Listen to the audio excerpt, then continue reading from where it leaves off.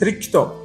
Podkastimizning asosiy maqsadi insonlarning kitobni o'qishiga va uni qadrlashiga undash edi. Va biz maqsadimizga erishdik va unga shamol yarata oldik deb o'ylayman.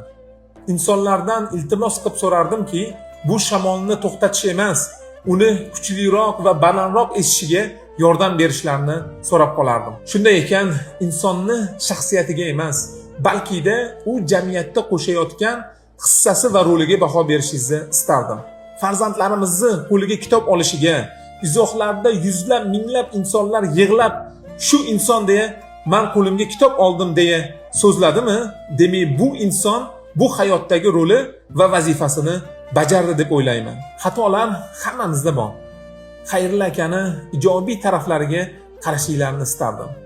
Agarda qayerdadir xatolar qilyaptimi, men ustozlardan iltimos qilib, ularni to'g'ri yo'lga solishga va to'g'rilashga undashlarini xohlardim.